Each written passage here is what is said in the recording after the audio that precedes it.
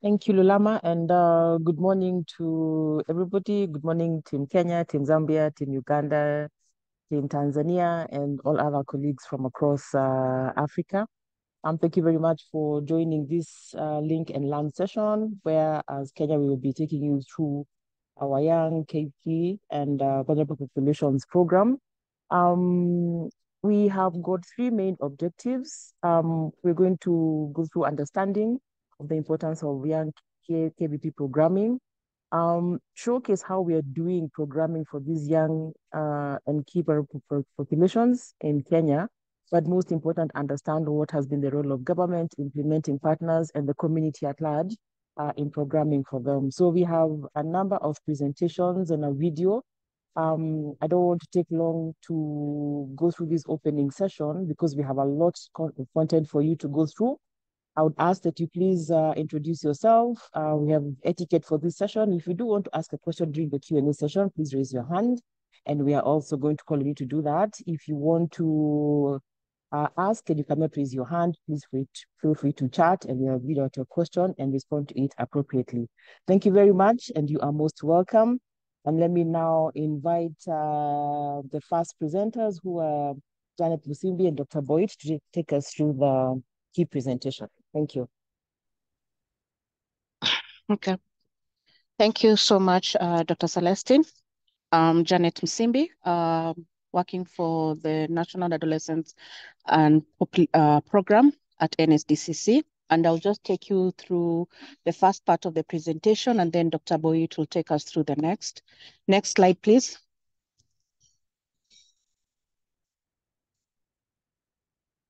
So when we look at programming in Kenya, it is guided through the policy framework, which is the Kenya AIDS Strategic Framework 2.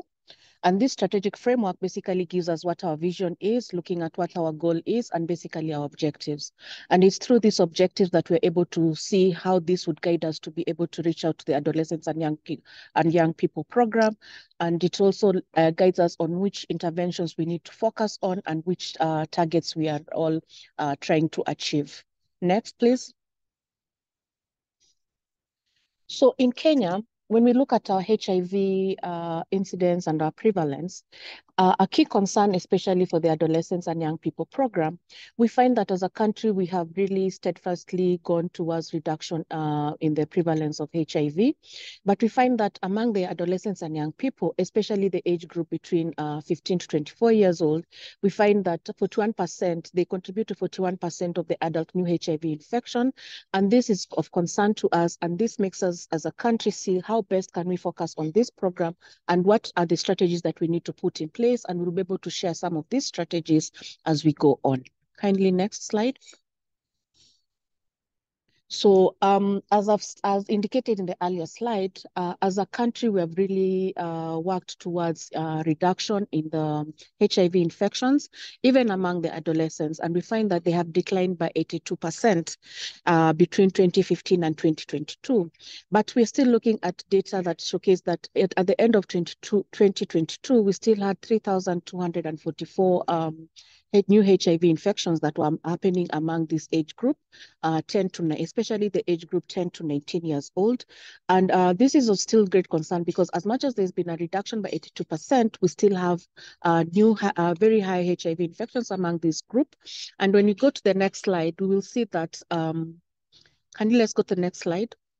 We see that in our country, one of the key things that is really affecting the young people is the triple threat, where we are now looking at the overlapping challenge of new HIV infections, unintended pregnancies, and sexual and gender-based violence among our adolescents and young women aged between 10 to 19 years of age.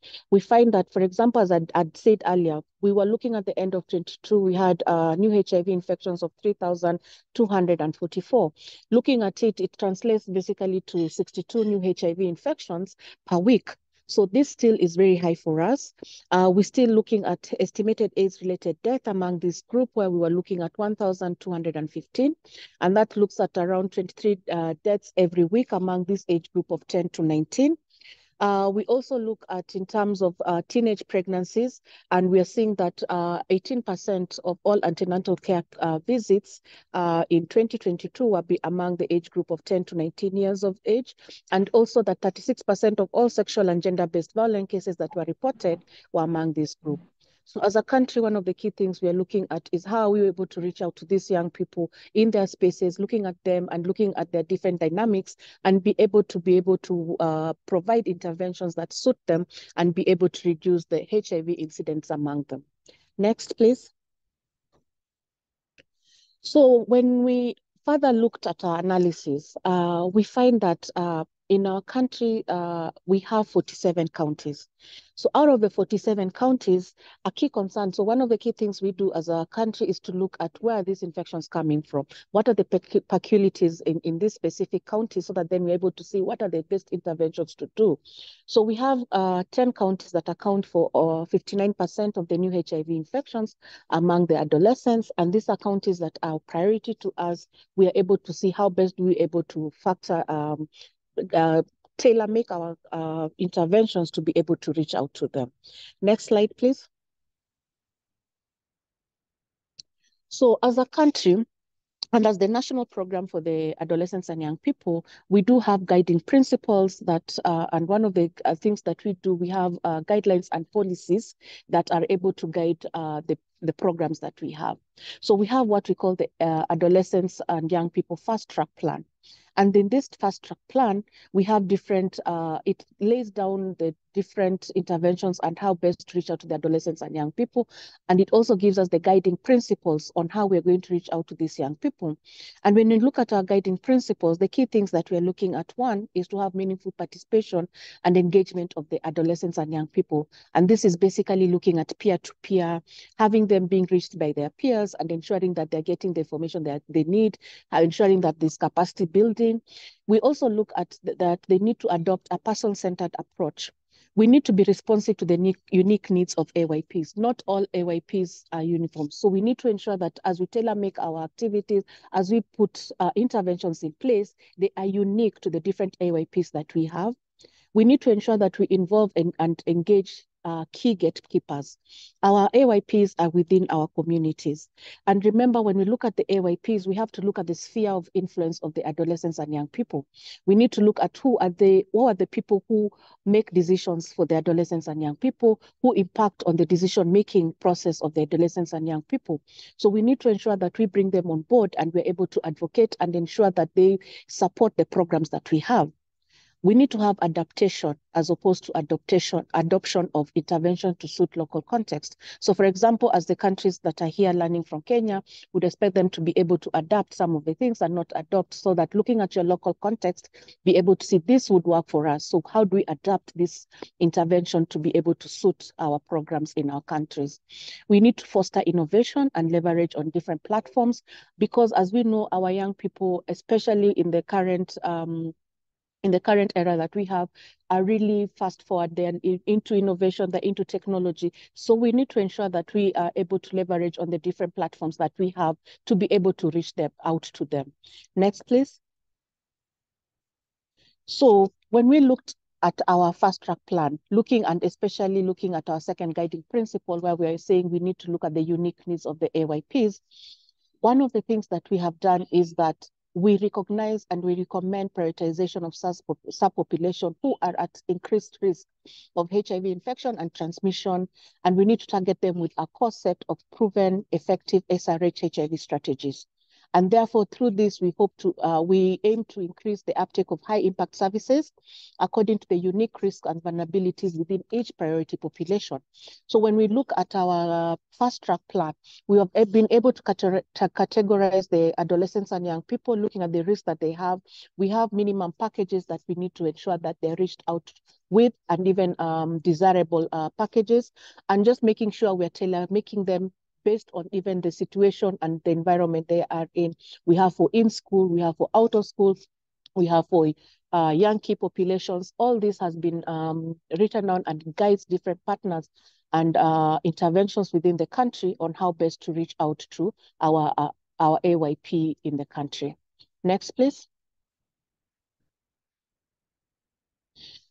A unique thing, and one of the key things we know about the adolescents and young people, and going back to the fact that I talked about leveraging and working with different stakeholders and gatekeepers who are within the sphere of influence of the young people, one of the key things we have to do is we leverage on the multi-sector action, because we understand that there are different sectors that impact on decision making and also impact on which type of interventions you would be able to provide for the adolescents and young person. So for example, we'd be able to look at how do we leverage on the ministries and departments we have in the country, looking at the Ministry of Education, looking at, for example, social services, looking at the judiciary, looking at the different community partners that we have and implementing partners, looking at the private sector as well as things to do, like, for example, the faith sector, who are a very key stakeholder within when working with adolescents and young people. So we need to ensure that we embed AYP programs across all sectors, whether health or non-health, because we understand that sometimes non-health sectors would affect the interventions we have in the health sector, and basically leveraging on their strengths and sustaining the gains that we have already made in the HIV response. And we, as a national program, we also ensure that there's an enabling environment for the adolescents and young persons program through the development of policies, ensuring that we have guidelines, we have advocacy and with relevant stakeholders, and that we're able to coordinate the program both at the national and at county level, being cognizant of the fact that in Kenya, health is devolved, so that then we also do have structures. So the structures that are there at the national level then are replicated at the county levels to be able to ensure we're able to sustain the coordination of the adolescents and young people program. Next, please. So I will now hand over to Dr. Boyd, who will then take us through the young and key population programs in the country. Thank you.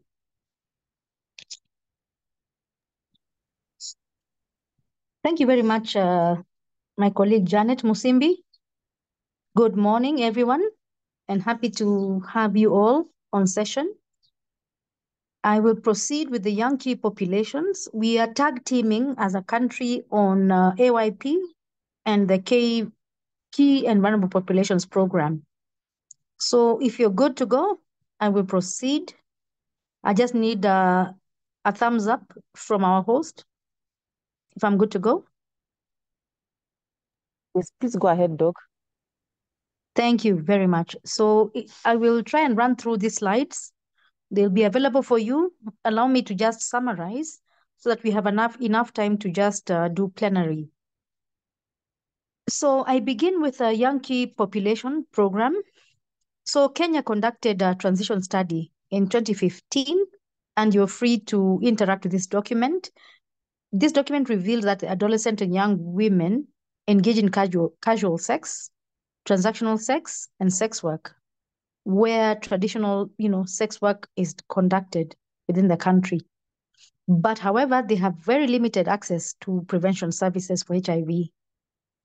And therefore, we conducted an outcome assessment among these young people in 2017 and found that their risk and vulnerability is higher as compared to the rest of the population in Kenya. Also, we conducted a key population size estimate in 2020. This is our phase 2 of size estimation. We have a phase 3 coming up, but our phase 2 in 2020 revealed that 10 to 12% of key populations location are below, as per locations that we actually surveyed, we have 10 to 12% of them being below 18 years. So that is our size. Next slide. So following our transition study, why should we focus on key populations? As a country, we realized that adolescents and young people from KP are at a significant risk of HIV. Also, we are cognizant that policy and legal barriers related to age of consenting is very key. And I'm sure even in your countries, this is the same. And the fact that practicing key population work is criminalized amongst our various countries, and this hampers access to a range of services for health. Importantly, we also have fear and experience of stigma, discrimination, and violence that further hinders access to health services. And then, of course, I don't know if we are able to have robust data concerning our young people, especially the young key populations in our country.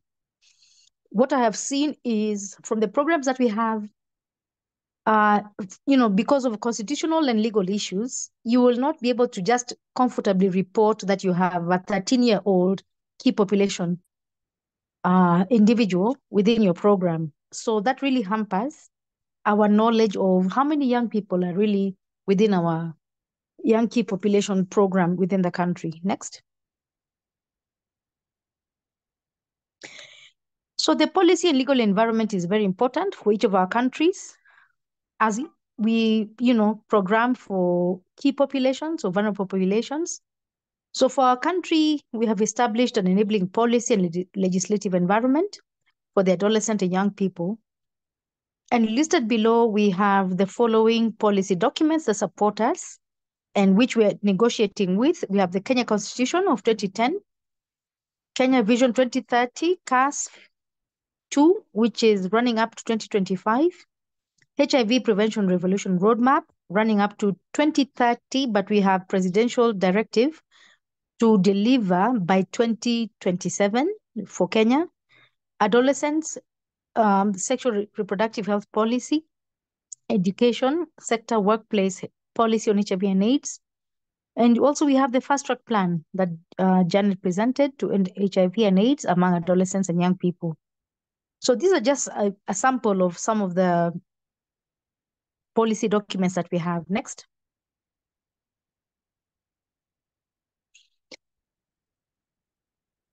Our implementation guidance runs on what I present to you as a key guiding policy document. We developed as a program national implementation guidelines for HIV and STI programming amongst young key populations. We do have a KP guidance in Kenya, but we realized that we need to program for our young ones. And thus we did so in September 2018 to support the KP program as we also intersect with the AYP program. Next. And just to build upon the previous slide, we still hold the same combination approach of key population programming, structural interventions, biological, behavioral interventions. They still apply even to the young ones. What are the needs of the young key populations? We need to establish contact in spaces of risk and vulnerability. This is the hotspots. And contact is not just contact as in reach, but really services provided. And this is elucidated in the peer education manuals of what contact or reach is. And as a country, we also defined recently in the GC7 process of what our minimum package is for service provision. And this applies to the young key populations. Prevent and respond to violence, address stigma and discrimination, comprehensive sexual education and sexual reproductive health services, which should be a one-stop shop service, social and economic support, support to cope with substance dependence, addiction, and mental health issues. This is very important. We also cognizant of what can I say? Some of these services require consent, which requires you to be 18 and above. So this is something as a country we're working on. Harm reduction services. We are cognizant of this to provide services to our young ones. Safe spaces and information to assess personal risk, friendly law and policy implementation. We're also looking forward to, as we implement this in the country successfully, we're also looking forward to improve on these services. And I'm cognizant of what Zimbabwe is doing with the friendship bench, which is really something good to look forward to. Next. So we have practical steps in the implementation of prevention within the young KPs. So allow me to run through this. We will share these slides, but these flowcharts, the next 3 slides, just show from the time a young person interacts with the program at community level and at facility level. What should we do to interact with this and provide service to this young person in provision of these services that we have stated as a country that we will provide? So we have, as a country, made sure that we have stated clearly for the young persons how we will interact with these ones. From community level to facility level, allow me to just skip through from scenario 1, 2, and 3. My host.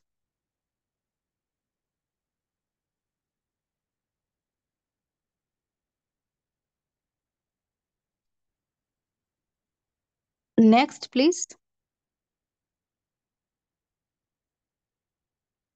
Yeah, so I don't want to belabor the listeners on what we have as a flowchart on how we interact, but you'll be able to read through on how we interact with the young ones when they come to community or facility sites. Next. So most importantly, as a summary to the 3 previous slides is this person included as someone who is eligible for service, or are they not included as eligible, or rather excluded for eligible for service? I think that's the most important part. And it is important as countries to establish your laws, understand, interact with your laws, and see what is required of you as a HIV prevention program. So then you align, how will we interact with these young ones? What does the country law allow us to do? Who can we interact with? Who can we provide service for? For example, if someone is engaging in, for example, sexual activities, is it consensual or not? That is a very important dividing marker as a legal process. So it is very important to interact with your laws and therefore set your scenarios. So next we have the young KP engagement criteria for the country. Next. So as I had alluded earlier, this as a country is what we have as inclusion criteria and exclusion. So I think as countries, for the listeners, this is something which you have to adhere to your law and therefore align. So for Kenya, this is an example. So this is inclusion or exclusion for YKP programming. Inclusion means all boys or men, girls or women, 15 to 24, who engage in high-risk activity. And then they may be included in the program either through contact at the community or contact at the facility. Thirdly, they may self-identify themselves as sex workers, men who have sex with men, or people who inject drugs, or just describe their risk activity. Exclusion, and this is very important, all boys or girls below 15 years of age, boys and girls who are below 18 and report sexual exploitation or coercion. This is very important. That is why I say, please interact with your constitution and your laws to align your program. And lastly, all boys and men or girls and women age 15 to 24 who report coercion into risk activity. So it's very important to set this criteria. Next. Practical application at community or facility level. Don't turn away any young key population that you meet. Know your law and adhere to it. Know and follow your local requirements and mechanisms for mandatory reporting. Lastly, create networks of service providers who can meet the needs of all young people, including your minors and those who are not members of key populations. This is very, very important. Next. So this is just M&D results from Kenya. I don't want to really belabor you through this process, but I want you to see what our patterns are. If you see for example, if you can interact with the first set of bars, the green one is 15 to 19-year-olds FSW. Then we have 20 to 24 FSWs. So that is the green bar, the blue bar. So I don't know what your country data is, But if you're already programming for KP, kindly disaggregate your data as per age to see what the contribution is per age bands. So we have, of course, the teenagers, and then largely you can see 20 to 24 is the hugest contributor per typology across the quarters of reporting for Kenya. And the pattern repeats itself across the typologies, be it FSW, MSM, PWID, or the transgenders.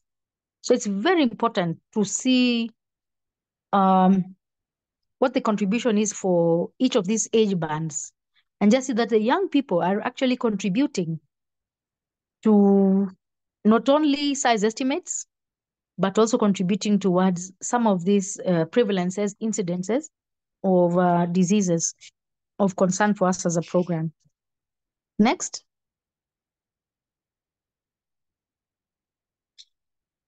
What I wanted to do is just highlight to you data from Kenya of the young typologies.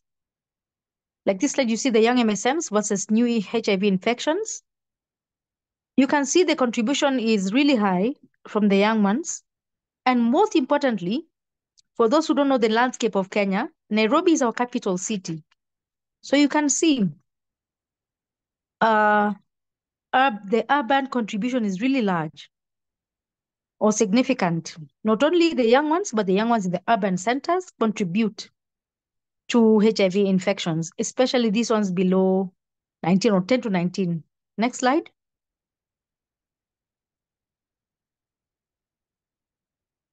The same is repeated between young FSW, female sex workers. We can see Nairobi in Kenya is contributing a large proportion, although it is important to also note that the young ones also contribute a large proportion of the new HIV infections. But even as a country, as you look at your young ones, note that for example, for Kenya, the urban areas, like Nairobi, our capital city, is our #1 contributor. Next. Third typology, PWID, also follows the same pattern. Nairobi, our capital city, is a large contributor, but you're also seeing Kisumu, which is another major city in Kenya. It's also a contributor of new HIV infections within the young KPs. Next. So for service uptake, this slide is just to show you that as a country, we track service uptake for all key populations, but also importantly, we track our young ones. We follow the young ones, and we're able to present to the program how many of our young people are actually within our key populations program. So that is what we are able to present. You can see for this slide, we have active young KPs between 15 to 24 years in the blue bar, HIV testing rates, that is the orange bar, and positivity, that is the gray bar. And therefore, we have the positivity orange line, where we have, across the typologies, for FSW, 1.64%, 0.37% for MSMs, we have basically below 2% positivity amongst the KP typologies, but it is very important to track this among your young people. For Kenya, we can go to the next slide. For Kenya, we have noticed that we have a shift in the epidemic towards the young people. So it's very important to track amongst the general population and also the key population. Lessons for consideration. So this is what I kindly advise: deliberate engagement with gatekeepers, lawmakers, and law enforcement officers with regard to KPs to ensure uptake of services. And it's very important, though we have an environment where we have laws guarding our children, we have to be very careful to make sure that we also monitor what is happening within the young ones regarding key population activity and services. Number 2, sustainability and stigma reduction. We have to consider integration of young KP services into AYP-friendly services. Integration is very key. The contribution from KP if you're to look into your data for KP within your countries, if you have disaggregated data for age, you'll notice your contributors are the young ones. Thirdly, advocacy within the KP community networks is critical. It's very, very important. And not just the key population community, but within the family and the social fabric. It's a national discussion. Lastly, a robust monitoring and evaluation system to monitor KP program disaggregated by age. This one I have said it over and over. It's very important. I think that's my last slide, my host. I don't know if there's any other.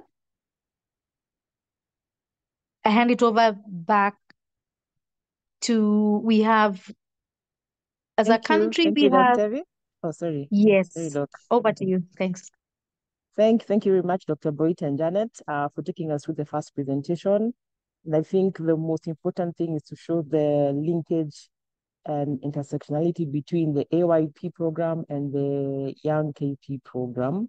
I know one of the things we struggle with in the AYP program is finding these numbers, these positive ones. But I know we have had discussions, and if you look at the positivity rates, a lot of the contribution of new HIV infections are coming from young KPs. So I think a key takeaway for the countries who are listening is to see how you can basically increase linkages and collaboration between the larger AYP and the KP program, especially for the young ones. Thank you for showing us the importance of data and M&E. And so we have to keep on having adequate, robust, and accurate data to help us in programming. So Dr.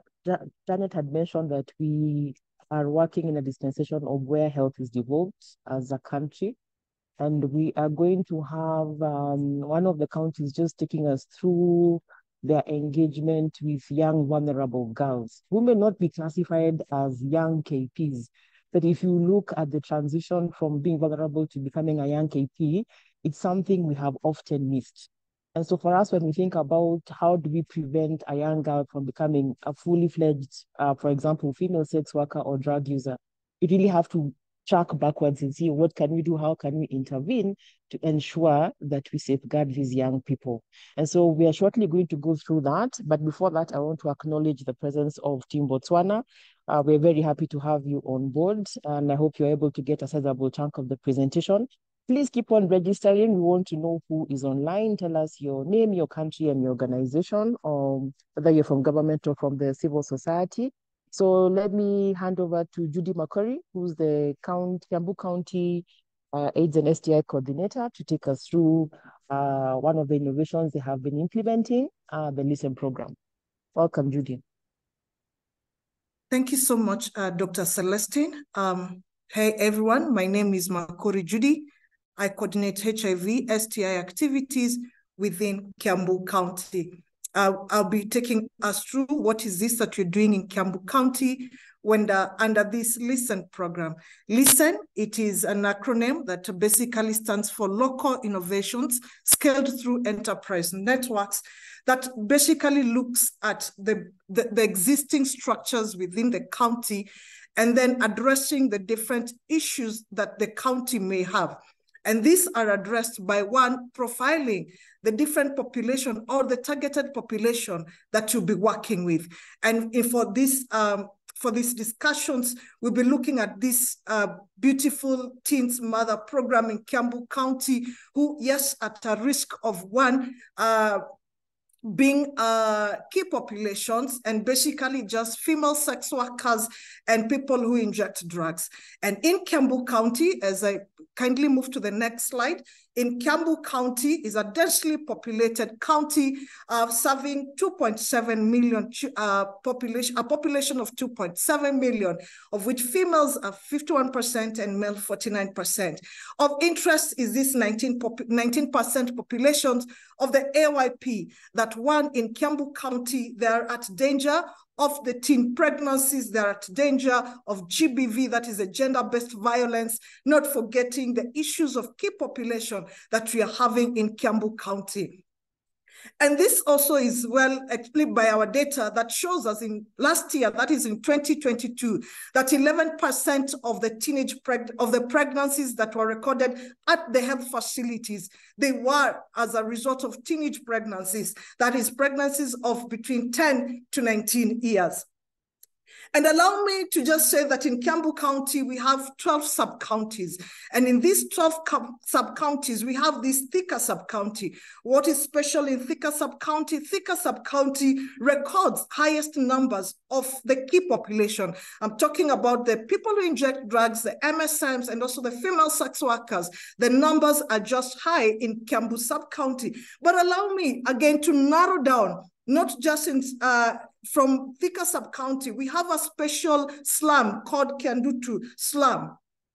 This, again, we record high numbers of crimes. Why? Because of, hello? Oh, are you back? Oh, good. Yes, there you are. Sorry. We lost you. Sorry for that. I was just talking about this Kiandutu slum, where the crime rates are so high in Kiambu, in this slum, because we have high numbers of people who inject drugs, as well as cases. So using the LISTEN model, having this young child or this young girl at the center of this project, then we were able to see or to profile this adolescent. Who is this adolescent that needs this care? We have these communities of practice where we are able to put these populations under one roof and just to be able to categorize them and just identify what are their needs. And we have this special group for us as, the next slide kindly, as Kiambu County, where we've been able to have the teen mothers. What is special about this group? This is a group of teenagers who are already mothers. Being mothers, they have different needs. When you look at the other adolescents, these teen mothers, they have a special thing that bonds them. Being teens, one, and number two, they are already mothers. And being at the age of 10 or 19, ladies and gentlemen, that of course will tell you that these adolescents or these teens, they did not choose to be where they are currently. One, I talked about the slum, that of course fosters this kind of behavior where they get pregnancies at an early stage.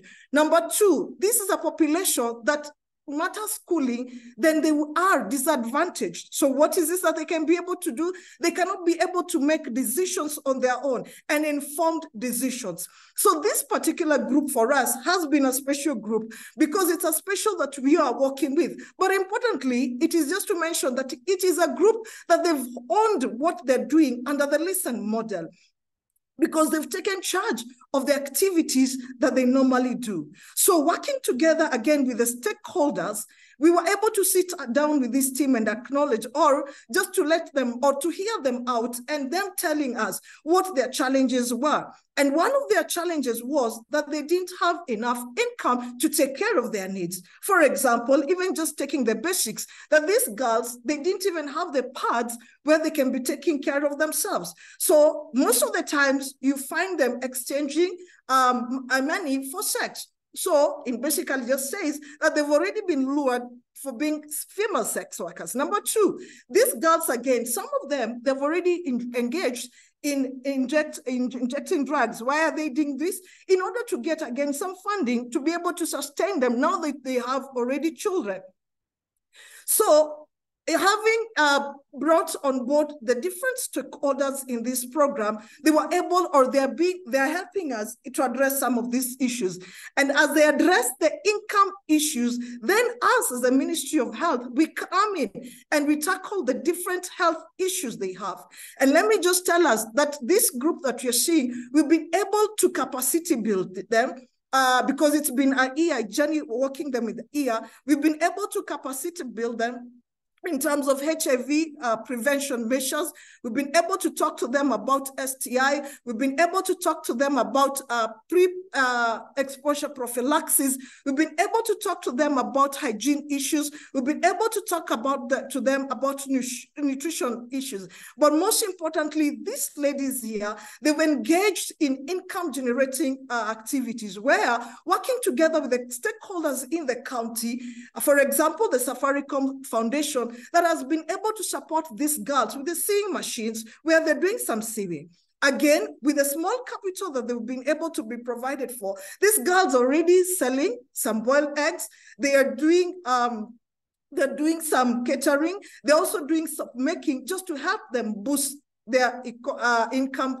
So in the Listen model, when we put this girl at the center of this program, at the center of this project, it becomes easy, number one, because they own it. Number two, because they're able to appreciate what is this that can be able to help them in their status. So as we go to the next slide, these girls currently, they're even selling whatever they are producing, even to the local community. But importantly, again, we cannot do this alone as a county.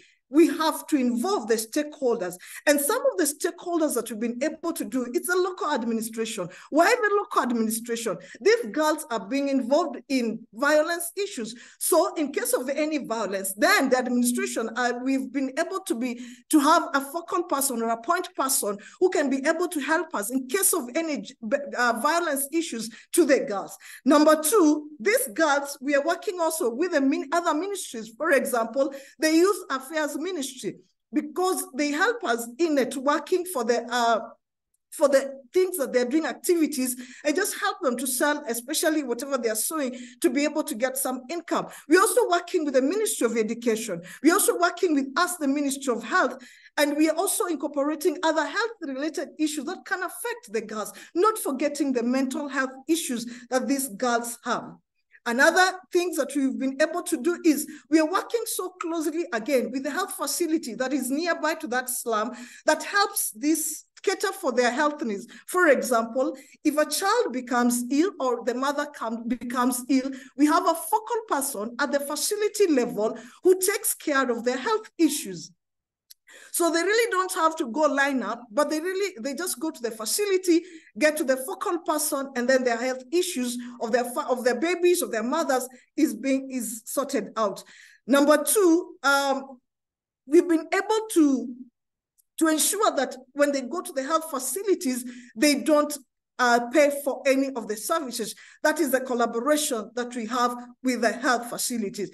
Again, something that we've been able to talk with the girls is to make sure, just the way we've been able to capacity build, that they mentor also 2 more girls to ensure that they do not get pregnant. Number 2, they don't get involved in matters of injecting drugs. Number 3, they don't get involved in issues of female sex business. That is just to help them. And also we are talking about to the girls, if they have interest in matters schooling, then working together with stakeholders, seeing how best we can be able to support the girls. The next slide. So these are the stakeholders, as I mentioned before. This was a class where we were just capacity building the girls. But as I mentioned, the girl being a major stakeholder in this is a very important one. So we don't leave the person who is benefiting from any activity is at the center of this activity. We're working closely with the Ministry of Health, where we are not only talking about HIV issues, but we've incorporated the reproductive health, acknowledging that we're having teenage pregnancies in this slum area. Mental health, this has been a point that we not need to be big, because the support from the family for these girls is wanting, but it's something that we are also embracing the support system of the family, just to be able to help these children and these teens to be people that are important in the facility. We've also been able to come up and just have the members of parliament or the political leadership on board. They're helping us in issue of political goodwill and also support in the areas of how to continually support these teen pregnancies. As I said, again, the implementing partners, there are different activities that go on at the community level. So when we're having this community, the other activities in the community, then we talk about these teenage pregnancies, we talk about these issues of drugs, we talk about these things of female sex worker, and just helping these girls appreciate the issues of the challenges that they're having. And not forgetting the national government. That has really come handy when it comes to mobilizing resources that we need for this activity. So I beg to stop there. This is what we're doing in Kiambu County, and I can really tell that yes, we are having some good results because these girls now, they've been capacity built and they can make their own informed choices out of the lessons that they've learned. But importantly, let me reiterate the need of having these girls or the people who are benefiting from this service at the center of every activity for ownership. Thank you so much, and over to you, Dr. Celestine. Thank you so much, Judy, for your excellent presentation. I think we can all hear and sense the passion from the way you have presented to us. It was a great presentation. Dr. Boyd mentioned the transition study that we did a couple of years ago that said that by the time a young girl moves from having casual sex, transactional sex, into being a fully fledged female sex worker, it's about 2 years. And I did mention the thin line between the AYP and the Young KP program. And I think Judy and Kiambu County have just highlighted what I was talking about, that we have to intervene for these young populations, these young girls, these young boys, before they actually transition into the KP program. So thank you for highlighting that. And somebody's asking about the boy child. This was just showcasing the girl child, but we're going to talk more about that. But you can actually apply these concepts of human-centered design into whatever population you want to target. So thank you very much, Judy. I now want to welcome our next speaker, Leah Wanaswa from Triggerize.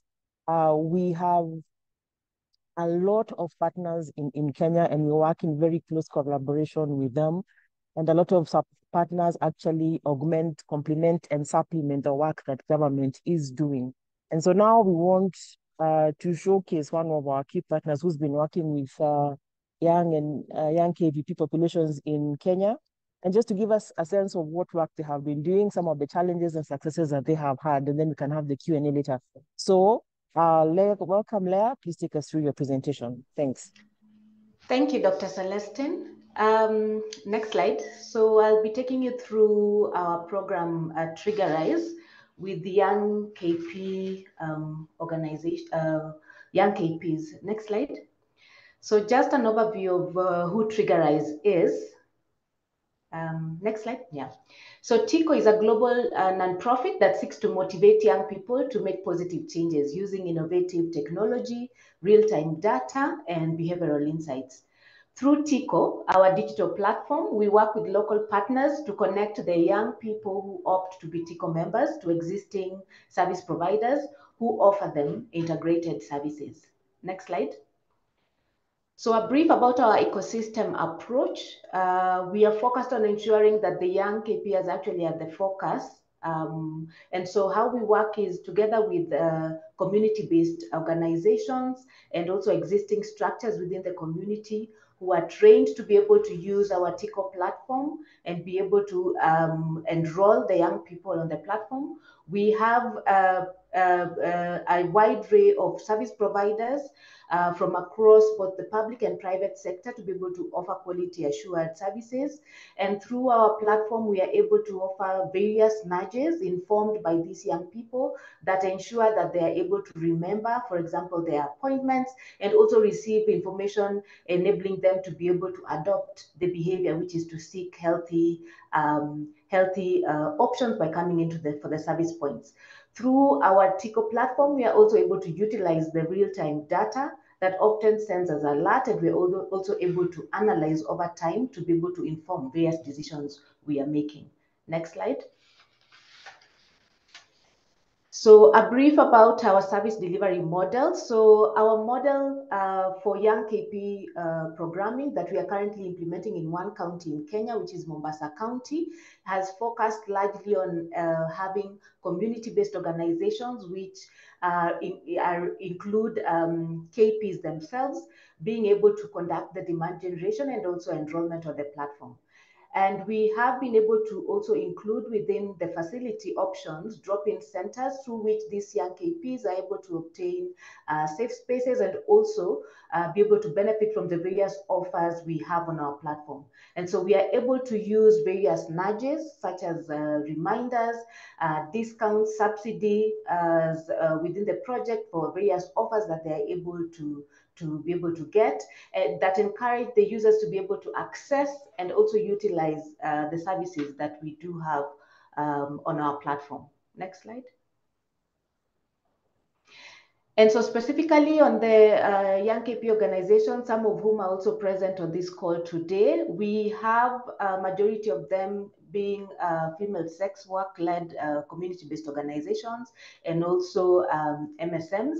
And through the leadership of the Ministry of Health, we've been able to integrate alongside HIV care programming, including also mental health as an offer, and other offers, including skills development, to be able to ensure as much as possible that we are able to reach them and also meet them at their point of needs in terms of what their specific needs are along the scale. And so we are able to also leverage on existing partnerships to be able to offer these services, working together with our other partners to be able to provide also strengths in areas such as capacity building of service providers to ensure youth friendliness and also to ensure commodity availability and otherwise to further strengthen the interventions we are having. And so through the same process, we've been able to work with these community-based organizations and leverage on them to ensure that the peer-to-peer engagement of these young KPs is utilized to be able to enroll and also ensure that our platform is responsive to the needs through the various feedbacks that they provide in the course of implementation. Next slide.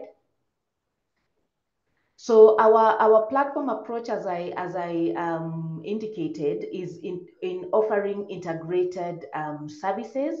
And so through this process, the community-based organizations, through their peer structures, are able to refer for services on the platform, and we are able to also support by including incentives and recognition to ensure that these peers are encouraged to be able to receive services at the health facilities. Through the platform, we are able to continuously monitor and encourage and support the various initiatives that these community-based organizations do have to ensure as much as possible that they're actually reaching to those who are vulnerable and in need at the point where they are at. We are able to also provide other additional incentives to ensure that as much as possible there's continuation and adherence to the treatment pathways that they're implementing. We are as much as possible ensuring that we are able to adapt based on the feedback that they're able to provide so that we are able to also ensure quality service provision at the service facilities. Next slide. So in regards to our impact, next slide. We have been able to ensure as much as possible that the young KPs, as I mentioned, this is a project in Mombasa County, and so we are able to visualize the data through Tableau, which has enabled us to be able to track our integrated services, identify any capacity needs that we need to strengthen within the service point. It's also able to enable us track the feedback that the young people provide as they rate the service providers whenever they come in for the services, and this helps strengthen the training that's provided to the service providers and also the feedback that we receive from the client exit interviews. The real-time data also enables us implement an agile program as we are able to track on a daily basis the performance and also ensure as much as possible for those who are enrolled on our program, we are keen to follow up to ensure adherence to the treatment pathway. Next slide. So I want to introduce you to one other project that we started off in July. That is one of our innovations in regards to integrating adolescent sexual and reproductive health program, additionally being carried out in 10 counties in Kenya. Next slide.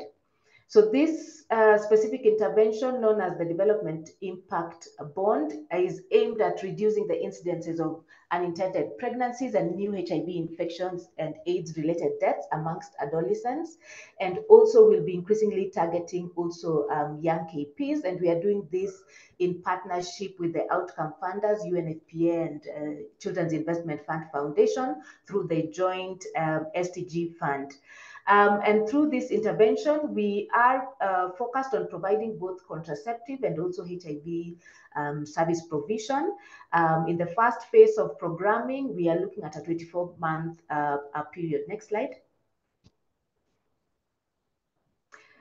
So the focus really around this intervention is on ensuring that we are supporting the government of Kenya towards its commitment of 2030 SDG agenda to end teenage pregnancy and also new HIV infections amongst young people. And so the key intervention will be focused on increasing access to quality adolescent sexual and reproductive health services in Kenya, largely focused on ensuring increase of access of these services across various service points, including public sector facilities. Next slide.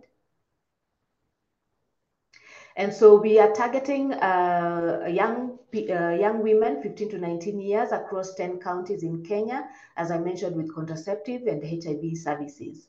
Next slide.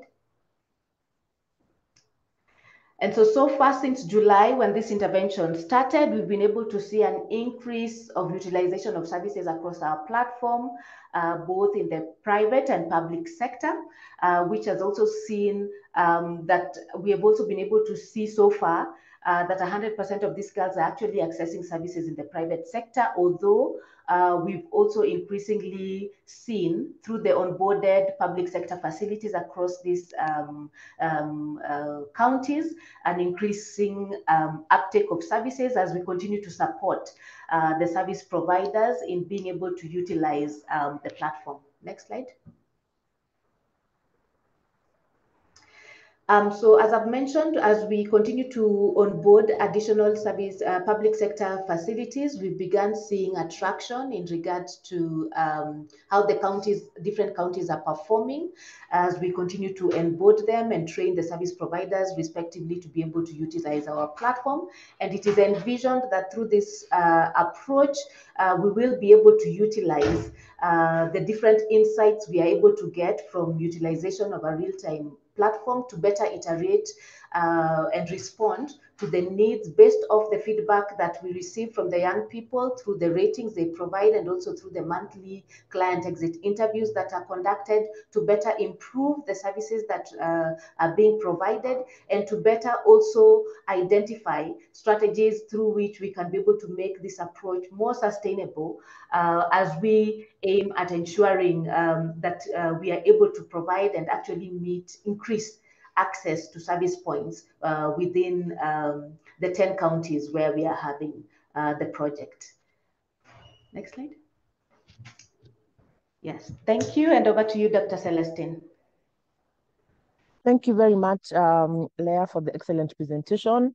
And I think for highlighting a critical sector that we usually leave out, the private sector, and showing the intersection between what you're doing in programming and the public and the private sector. That I think is a section that we normally overlook sometimes as the public sector, but I think they're key as they're critical partners in the larger AYP and HIV response. Thank you very much for that. To prepare for questions shortly.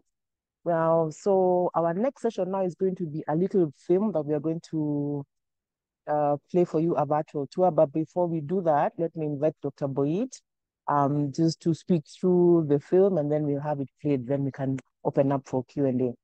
Dr. Boyd.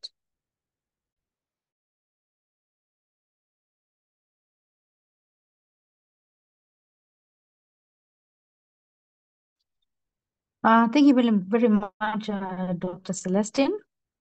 I think let me allow the video to speak for itself. and invite members to just see, and then we can interact. Let the video play. Thanks.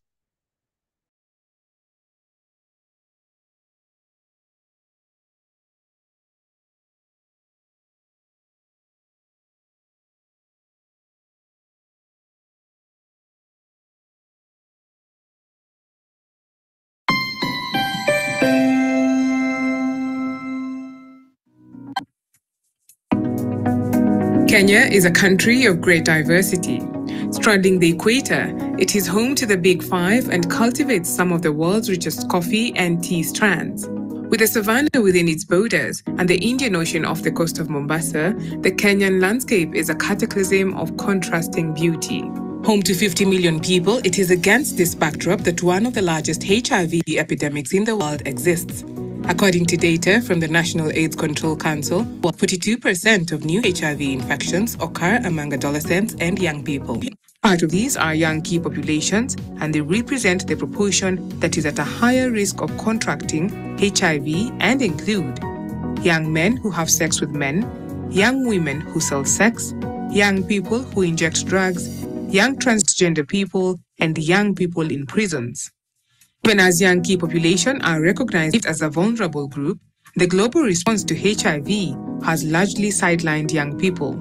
To address this, Kenya has developed the fast-track plan and the national implementation guidelines for HIV and STI programming among young key population. A pilot intervention was initiated with young men who have sex with men and young women who sell sex in Kiambu and Mombasa respectively. We partnered with MPEG, a KP-led organization in Kiambu, and SRHR Kenya, an NGO which works in Mombasa. Kwa majina naitwa Margaret Wamboka, nimetoka mtaa wa Bombolulu. Napenda sherehe, napenda sheshe, kutoka nje na mabeshte, kuchonga, kukunywa. Yaani hivyo ndio mimi tu anapenda. Kuna siku nilikuwa naenda tu kibarua tu hivi kama kawaida, nikakutana na Pia. Sasa huyo Pia akanielezea, akaniita, mambo poa dada, kuna services tunafanya pale DIC. Kama unataka family planning, alafu nikikumbuka ndio nimetoka kuzaa, alafu sijui mambo na family planning, na kanielezea kuna miezi mitatu, kuna miaka mitano, kuna zile pills. Alivyonielezea, alafu akaniambia kuna tembe zinaitwa PrEP. Alivyoniambia hivyo, nikafikiria, nikamfuata paka huko DIC. Nilipofika nikapatiwa service, nikaelezea, nikapatiwa cancel. Young key populations not only experience higher risk of acquiring HIV, but are also vulnerable due to a myriad of social and structural factors. For example, while unprotected sex is a significant risk factor, there is evidence that young key population are often more vulnerable to effects of poverty, discrimination, harassment, violence, social isolation, criminalization, and self-stigmatization. In addition to addressing multiple overlapping risks, programs with young key population are working towards developing supportive policies, providing stigma-free services, improving access to scholarship for education and skills training, violence-related support, among many others. Nilivyomaliza hizo service, sasa nikakuja na mimi pia nikaelezea wenzangu. Pia wenzangu nikiwapeleka wanatumia hizo PrEP, hizo service za family planning. Sasa pia huko kwa hotspots, kwa sababu pia mimi nabangaiza. Sasa zile services zilinisaidia DC, nikaambia na wenzangu sex worker wadogo, nikawaelezea kuhusu hizo service, na wapeleka pia nao wanaambia wengine, wanaenda. There are a host of reasons why young people, particularly adolescents and young girls, sell sex. Poverty, gender inequality, and limited access to education are just the tip of the iceberg. Yet even while transitions research from Mombasa indicates that 52% of women who sell sex in sex work locations are below 24 years, they remain underrepresented in research and HIV prevention programs. I came to know MPEG at around 2017 after high school. this was the time when I was so naive. I didn't know things about how I can prevent myself from HIV or from STIs, or where I can get services. So I came across a friend who was actually working in this DIC, and he introduced me here. At first, I was hesitant because I thought maybe, I don't know these people, what are they going to do to me? But after some time, when I got here, the reception was very welcoming. So I registered my names, went to the doctor, had a conversation with the doctor, and I got enrolled. So there was need to bring those hard to reach people, youngsters that are online, are all over online, and they don't want to come to seek services. Youngsters want to be reached by youngsters. I want mtu tunaongea na yeye ana resonate na mimi, tuko almost the same age. Alafu si kukwambia tu, don't just tell me about coming for HIV. You see, that is what have led a lot of sites not even have young people, because our sites have become like hospitals. There is nowhere you'll find youngsters chilling together, playing PS, watching a movie together, doing makeup. You see, having a movie night, kukula popcorns pamoja. There is no that, because our sites have become hospitals. Unasikia tu madawa, unasikia tu watu wagonjwa. So there was that gap to change, to make it more friendly, to attract more people, more youth to come to the center. And you will find them. You will not find them in the streets. You'll find them on social media. We have social sites, we have groups, and all those social network and sexual networks. Those are two places that you'll find a lot of youth. The way they welcomed me to the doctor, I was already comfortable with their services, and once I go to the doctor, he introduced me to the organization. He told me what they do. They offer HIV prevention services. They give STI services. In case you have any diseases, you can come here and get any service for free. This was something that was really exciting, because I was used to going to like public hospitals, and when you go usually to public hospitals, most of the time they won't make you feel home. So the kind of reception that was here made me feel good, and I think we had a connection, and I came and started receiving services from the guys. Data on young men who have sex with men is scarce. However, emerging numbers point to them having heightened risk and vulnerability. There are a few programs specifically tailored to their needs, which limit their access to sexual health education and services. They also face criminalization and the stigma attached to same-sex relationships. As a group, they are at increased risk of abandonment and violence from their families. We normally offer services to the young KP, that is the biomedical intervention, structural and behavioral. We also do the psychological support to them, because most of them are actually going a lot of mental health challenges. And most of them, they find these places are a bit safe for them to come and share with us. So we do offer the services to them. The country has developed guidelines to inform national programming for HIV and STIs among young key populations. The guidelines emphasize the need to involve the young key population at all levels of program and policy design, implementation, and evaluation, so they can own the program. Yeah. Mimi nikiwa tawa, I can just fit in, kukaa kiasi, kurelax, wifi bills ni kwa maana. Hiyo pia inasaidia. Uko na place penye hautaenda ukae ulizwe nini unafuta kufanya. Yeah, una feel at home, you can do anything you want. Like no one is there, no one is judging you. Kani lunch time you working, kama na chill. Kama leo. Mwenye tulika unapata kuna wase wengine hapo tunaweza kushare. Sisi kama unapata mabest, you can make friends. Watu wa form wanakuja kufikia form. It's just fun hanging out with friends and for your well-being. Children and adolescents below the age of 18 are exceedingly vulnerable to sexual exploitation. They have a greater inability to negotiate safe sex, access sexual and reproductive health services, and exist under the constant fear of harassment and exploitation. This drives them away from programs and services, making them invisible. Yet young KPs are protected under several laws, including the United Nations Convention on the Rights of the Child, UNCRC, the African Charter of the Rights of the Child, ACRWC, the Constitution of Kenya, and the Children's Act of 2001. These provide for the survival, development, protection, and participation rights of YKPs. The challenges we face in programming for young KP are many. And some of the issues we find is during our outreaches and being in places where sex work is happening, we find young girls and boys under 18 who are selling sex. Since they're already in those areas, we provide services for them. And so we'll give them services like sexually transmitted infection screening for them, HIV testing for them, provide treatment. But before that, the most important is linking them to child services. Young key population need to be effectively included in the HIV response. To do this, an understanding and recognition of the emerging needs of this group is required.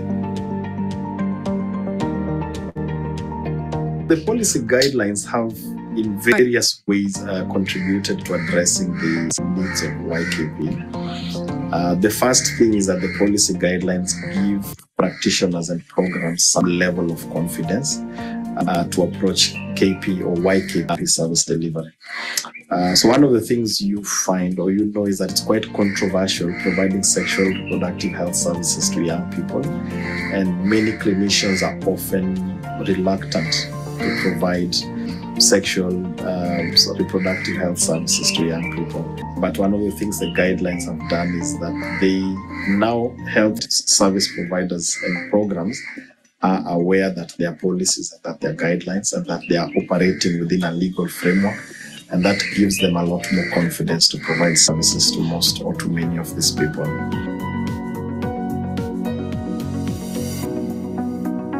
For the government of Kenya and the counties, it has been that challenge of ensuring we meet the prevention need as we work towards abiding by law and working towards behavior change.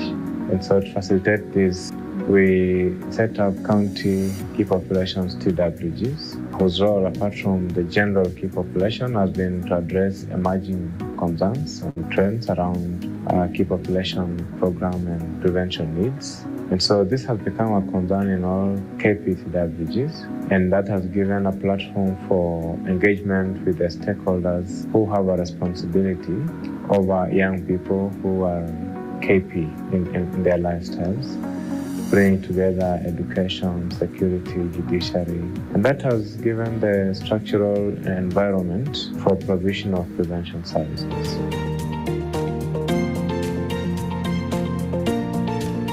While programming for young key populations is still in the early stages, it is essential to anchor the provision of services to select key principles. These include ensuring that young key populations have their voices heard, minimizing harm to them, not discriminating on any grounds, and remaining aware of their vulnerability. To achieve maximum benefit, collaboration with families, community leaders, county bodies, and different sectors will be essential. Young key populations have needs beyond HIV and health, and hence the program would have to ensure that all these needs are met in partnership with other organizations. There was really a gap to really reach out to the young KP because they have needs that cannot be reached in the mature program, because these are young people, and for young people they need a lot of sexual and reproductive health services. They need a lot of integration of youth services and youth-friendly services. For the general KP, it's just ensuring that, of course, you reach them with specific services, but services that are KP-friendly. But for this one, apart from KP-friendly, it also has to be youth-friendly. We need to create an environment whereby young key populations can actually share. That is ensuring that there is safe spaces, be it at drop-in centers, be it just, at homes, because young key populations are part and parcel of the community. And since they are our leaders of tomorrow, we need to ensure that they are equipped with education. And this only happens at safer spaces. Sahii mimi nina miaka 22 na niliingia DIC nikiwa na miaka 17. Nashukuru imenisaidia kwa sababu ilikuwa sijui mambo na family planning, wakanisaidia. Hasa nashukuru DIC kwa kunielimisha. The lessons drawn from programming for young men who have sex with men and young women who sell sex are being utilized to scale up programs for all young key populations in Kenya. If you'd like to learn more about Kenya's programming for young key population, send an email to NASCOP through their website, www.nascop.or.ke.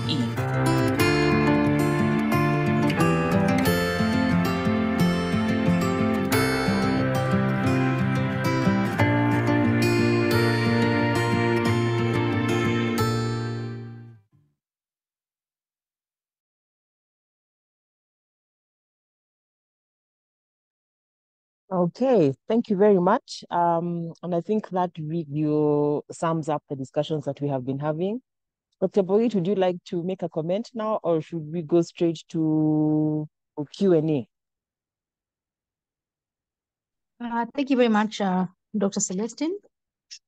I think, as I had said in the before the video, that let it speak for itself. And thus, I just want to usher in the Q&A, Dr. Celeste, without me saying so much. So therefore, I think let's just have the Q&A from our listeners. Over to you, Okay. Dr. Celestine. Yeah. Thank you very much, Doc. So we're going to open it up for Q&A. And I want us to be efficient as we do this and manage time so that we get to as many questions as possible.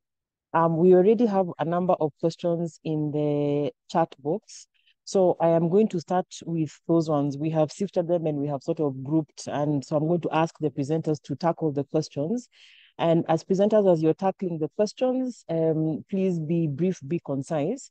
When we do open it up for people to actually speak and ask their questions, please be very brief when you ask your question and direct it to the person who you want to answer that question. So we'll start off with what is in the chat box. We've got a couple of questions for Dr. Boyd. So I'm going to read through them and then you can package your answer. So the first one is, how can we design and implement culturally sensitive and context-specific prevention programs for KPs in rural areas? And tied in with that is, how do you engage the faith sector in KP programming? The second question is, how do you successfully program for PWIDs, and what practical interventions do you have for them? And another one around MSM. So how do you identify MSMs from the general population? And the last one is, there's a general lack of registered CSOs advocating for the KP community within the country. So how are you dealing with this? And there was a specific question from the Coast region, so that we actually have got more capacity building of health workers around KP and more engagement of the CSOs. So those are for Dr. Boyd. So please think through your answers. For Judy, the Kiambu presentation, a couple of questions. So I'll try and summarize for you. So how do you deal with childcare services when the teen moms attend the session? So basically, who takes care of the babies as they're in session? And then there's a question from Botswana around that presentation. Botswana says they have got a couple of best practices, which they're implementing at a very small scale, and they've had difficulties bringing them up to scale. So maybe as a county, and maybe we can speak through it as Kenya, how do we bring such interventions to scale? What are the strategies that maybe Kiambu has thought of or has employed to bring them to scale? And then the other one around the teen moms. So since you started, have you seen a decline in the teenage pregnancy in the area that you are covering? So that's for Judy. And then for Leah, we have got a couple of questions also. So what incentives are you giving your users through the TICO platform? And what are the targets for the SRH program that you're using? And how successful is the implementation to date? And the last one you mentioned that you're working with AYPs to ensure that there's reduction in HIV infection. So a specific question, what youth-led organizations are you working with in the counties where you are? So we have those ones. And then, yes, let's first of all take those ones. And then I'll read out some more as we also take questions. So let's answer, please, and then we can open it up. So Margaret and Louis, just hang on for a sec as we answer that first batch. So Dr. Boyd, let's start with you. Thank you very much, Dr. Celestine. You were wrapping through the questions. Do you like me to repeat? I heard them. Okay. Yes. So kindly repeat so that I know you, in the interest of time, we can do bit by bit. Okay. So the first one, just ask me and then I answer it. Okay. So and I how think there are are you? around 5 of them. Yes. Go ahead. There was a couple of them. So I tried to group them thematically. How do you design and implement culturally sensitive and context-specific prevention programs for KPs in the rural areas? And maybe speak also through how you're working with the faith-based organizations in the KP program. Thank you. I don't know who I'm answering the question to. I don't have the benefit of that. Yes. Yeah. So the design that speaks to culture, faith, and every other intersection within the community has to be dealt with through the technical working group or the community of experts for each country. So that is what my answer is. You have to form your TWG to respond to what you want answered per country. That is what I can say. That is what we have done for the country, Kenya. We have formed a TWG that responds to our needs and responds to our gatekeepers per se. Thank you. Okay, thank you very much. So there was one about how do you identify MSMs from the general population? And maybe I think you spoke to that, but how do you identify them? How do we identify them? Yes. We don't identify them. It is self-identification. Okay. For the listeners, through polling booth survey, through biobehavioral survey, and through programming within the community and facilities. It is self-identification. We don't seek out the communities. They do come. It's an intersection between the HIV program and the communities. Over. Okay, thank you. So I think that's clear. Then there's a question here around the issue of violence or intimate partner violence among lesbians, bisexual, and GNC persons. So how are you measuring that? And how does that get reported? Because I think there's a lot of emphasis on MSM, but among the lesbian, bisexual, and GNC communities, how do we track and respond to reported cases of violence? Yes, thank you. So we do report nationally on violence and GBV, but I want to put it clear for Kenya as a country, and this, I'm being very careful and sensitive to the communities here. As a country, we have defined key populations as 4 typologies. The men having sex with men, female sex workers, transgender, and people who inject and use drugs. So for the lesbians, bisexual, and the other communities not mentioned within the 4 typologies, we may not report nationally. We don't actually report nationally, but we do for the 4 typologies. So my host, Dr. Celeste, my answer then is not answered fully because, as I have said, that we do program and report for the 4 typologies mentioned, but the others may be reported by the communities, the programs that program for the other mentioned communities.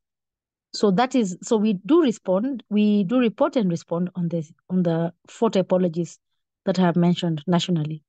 Over. Okay, thank you, Doc. So I think when Janet answers we can ask her to speak further along that for that question, yeah? So Judy, you got your questions, or would you like me to repeat? Yes, I got them, Doc. Thank you. Okay, please respond. Starting with the childcare, as at now, we really don't have, we've not been able to set aside who will be taking the care of children, because we already have one where we take care of the girls. It's a room that has been, we've been supported by a community member to have that room where we hold our meetings. So it is a one room, but is able to accommodate us, where the girls are around 40 that we meet when called upon. So we've not been able to do that. But it's a nice idea that we'll also look into that. But well, at the health facility, we've organized the focal person really takes care of the children as the mothers are being attended at the health facility. But where we do the other issues, it's just a one room that we've been able to be given by one of the community members. Talking about the boy child, how have you been able to involve the boy child? Again, using the listen model in Kiambu County, we have the male champions. The male champions, again, we've tasked them and capacity build them to be able to reach out to the boy child. So as we are taking care of the girl, then the male champions are taking care of the boys by sensitizing them and just helping them appreciate the challenges that the girls are going through. As I said, this program has been running for 1 year, so we cannot really tell that we've been seeing reduction of the teen pregnancies and the GBV and all that. But one thing that we appreciate as Kiambu County, one, that these girls are able to make informed choices as at now. Number two, there was an issue of they even don't have pads. Right now, that is no longer a challenge for us the way it used to be, because they have some income so they can be able to buy the pads for themselves. Number two, they're even going ahead and even supporting their family members. So for us as Kiambu County, that is already a step. But I believe that come maybe next year when you have, or another time we're having this meeting, we'll be able to showcase, because it's only been 1 year. Over to you, Dr. Celestine. Yes, so then maybe speak about sustainability and thinking about what you're doing in Kiambu and taking it to scale in the larger Kiambu County. Maybe what thoughts have you had that you could share with our listeners? And then the last question was around data. So since you began doing this listen program with the young teenage mothers, what have you seen data-wise? Has there been a decline in teenage pregnancies in the Kiambu area? Maybe speak to that. Okay, thanks, Dr. Celestine. Scaling up, number one, as I mentioned, using the HCD model, having the girl at the center of this is the only way we're going to sustain, because one, they will own this. They only require somebody just to guide them, someone just to do the capacity builder, and someone just to help them in the networking issues. As long as the community that you're dealing with owns the issues they have, that becomes a plus and a starting point for any activity to be sustained in that area. For example, the hall that we are using, it is one of the community member that appreciated what we were doing. So she gave us that room to be using for the girls to have their meetings. The stakeholders that you've been working with, the Safaricom Foundation that gave us the sewing machine, they just saw the need of these girls, the interest they had, and they came in for us. So number one, the beneficiary of that activity, let them be at the center. Number two, stakeholders, they need to be involved. Not forgetting the number one important stakeholder, that is the government, the administrators, just to help us in sustaining that project. Don't leave any stakeholder behind. And of course, just monitoring what the program is doing. It is very important for that activity to just succeed. About data, Dr. Celestine, I cannot really tell, but I know we are doing some data collection monthly on the projects that we have. But at a certainty, I cannot be able to tell what we've been able to achieve. But one thing I'm sure of is the attitude, the mindset that these girls had before, and now it is totally different. Dr. Ri? Thank you. And I know that you're doing an evaluation of the LISTEN program. So once maybe we get that data through the SSLN, we can actually share with our audience just to see what our indicators are looking like. But I think on the issue of sustainability, what you have emphasized and what we need to think about is who owns the HIV prevention programs. when programs are owned by government, they will not be sustainable because governments come and go, but the communities are the constant. And so we have to have a mind shift and start thinking around communities at the center, letting them own and co-create the programs that they want. That's number one. And then number two, what I've heard you say is the importance of partnerships and non-conventional partners. For those who don't know, Safaricom is our biggest mobile phone provider in Kenya. So ordinarily, we would not engage them in matters health, HIV, and SRH, but there are partners who have got some resource that can be used. The sewing machines were given, not the sewing machines, the baking machines were given by a supermarket that actually sells bread. So we have to think around community ownership and venturing out of our comfort zone as government and reaching out to partners out there who may not be able to give you cash, but a resource in a different kind. I think that's what I've had you say, Judy. So the question for Leah. Leah, did you get your questions or do you want me to repeat? Yes, I did. Okay, please respond. Thank you. So on the issue around what incentives we offer, I'm sure you all understand that majority of these young KPs actually face a lot, not only in regards to their health, but also additionally in regards to livelihoods. As an organization, we've included one of our main incentives that's utilized a lot by the young KPs is what we call TICO miles, which are miles that can be redeemed at retailers' shop and also can be redeemed for money to cover costs such as transport or household items that often these young KPs actually need to be able to sustain their livelihoods. The other question around what type of targets we have, they are actually in line with our current national targets. So for those KPs who are actually enrolled as ART users, our target is around ensuring that 95% of those who've enrolled on our platform are able to adhere to their treatment pathway. Same to those who have enrolled as on PrEP treatment. That 95% of them actually adhere and keep coming through the platform as PrEP users. And for those young people who have phones, that 95% of them are able to actually rate as satisfied with the services. And so these are the type of targets that we have for this specific project. In relation to the type of groups we are working with, as I mentioned, specifically for this project, we have included community-based organizations that are KP led, and as I mentioned, some of them are on this call, such as Nkoko Iju, Divas of Changamwe, Sweet, co-sex workers, and others who specifically then focus on KP. Dr. Celeste? Thank you very much, Leah, for those responses. So I'm going to, I see two hands up, so I'm going to allow Margaret to ask, and then Mercy Louis can ask. But I'm also asking our presenters to please scroll through the chat box in case there's other questions that are coming up. You can actually type your responses. So we'll start with Margaret and then Louis. Mercy Louis, go ahead. Good morning, Dr. Celestine. Good morning. Actually, we have had a very good presentation. Congratulations, Jilan. That was perfect. Just one few observation, I think. One of it was from the Kiambu count, I think. Yes, they presented the 19% as the population of the AYP, which is almost 529,776. I was wondering, are this the target group as a vulnerable adolescent and youth, or they're just the population among the 2.7 million which has been presented? If so, is there any way to identify the vulnerable group and set targets to the Kiambu country, which will spill over to the country level?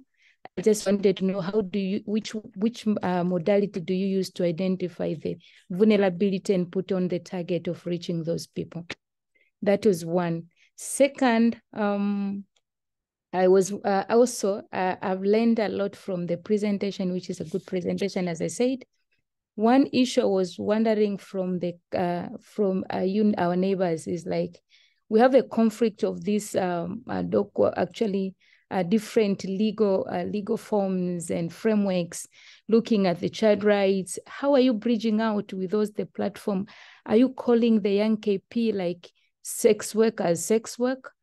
Or because it has been a very difficult term to use from our end to call the transaction sex like sex working.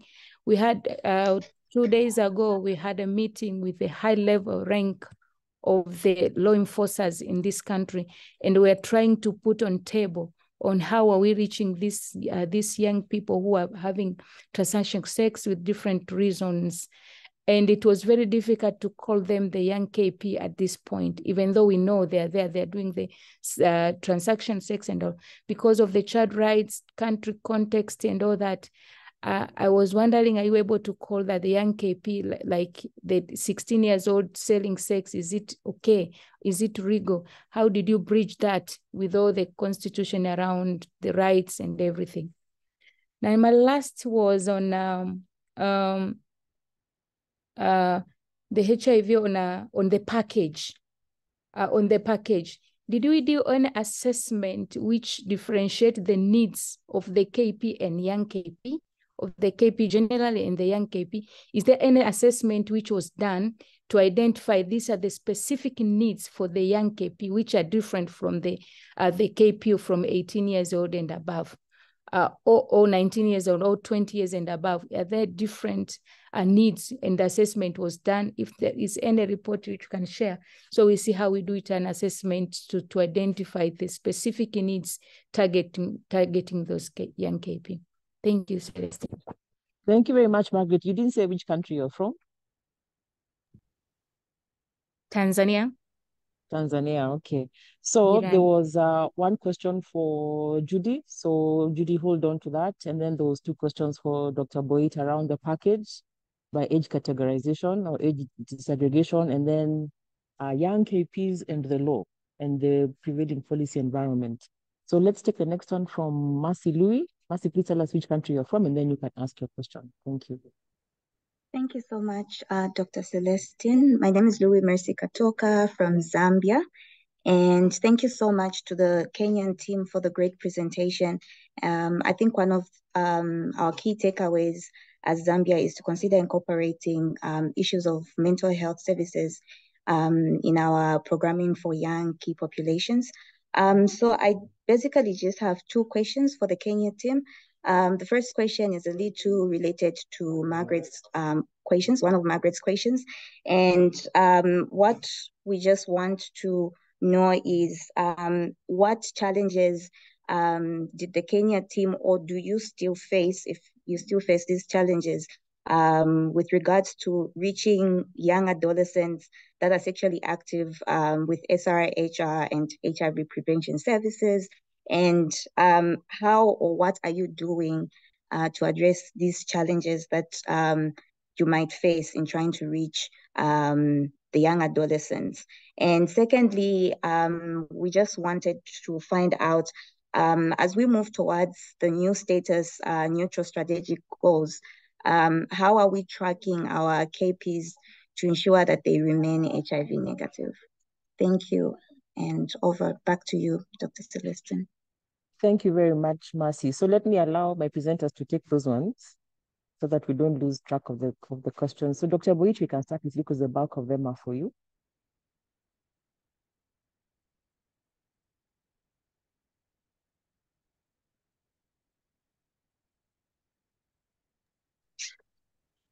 Thank you very much to Team Tanzania and Team Zambia. So starting with the TZ questions from Margaret, I think we have 2 questions outside of the county question, which our county lead will answer. So we have, okay, so there's a legal question and HIV package question. How are we going about? And please, if I don't respond to you adequately, please get back. How are you going about the legal aspects of the young key populations? child rights issues, young sex workers, young KPs, and so on and so forth. We have, what we did as a country is interact with the legal, or let me say the constitutional arm, and therefore see what can we do for these young ones. So the long and short of it, Margaret, is number one, we started collecting data from the facility and community. And then, of course, interact through the technical working group. So, Margaret, maybe let me just say, make sure your TWG has judicial officers, lawyers, who will support you with interpretation of what the law in Tanzania says regarding with child rights. Yeah. So that is what Kenya did. And therefore we were able to program, get data, and then disaggregate as a technical working group or a community of experts. Next, HIV package is how did you assess needs of the young ones who are KPs versus those who are KP.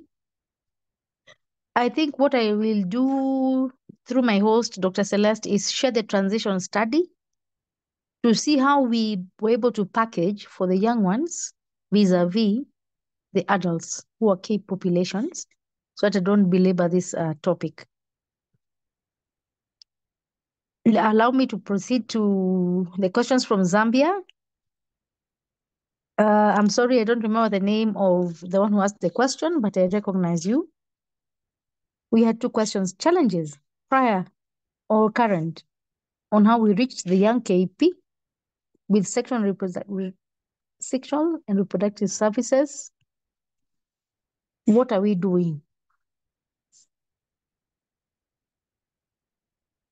Let's say it's a work in progress for Kenya. What we have done is, let me just say as a statement, and then have Dr. Celestia on the call to support. You see, when you have the SRH program as a country, what you do is to make sure that you disaggregate per age or age band. And then what we did, we provided within the Young KP guidelines services for each of these young ones in line with the Kenyan Constitution regarding services for the young ones. So what I'll say to you, question to from Zambia is, look at your SRH guidelines, look at your HIV guidelines, you could look at your constitution regarding the young ones, and then merge it or have a COE table, round table to discuss how you can be able to achieve this. But we have had challenges on the same, but it's a journey and a work in progress. And then there's a question, very interesting question. How are we tracking our young ones to keep them negative? We, of course, have the larger HIV prevention roadmap, which guides us as a country. And then within the key population program, we have, and then also the AYP, we have, ensure that we have guidelines that, what can I say?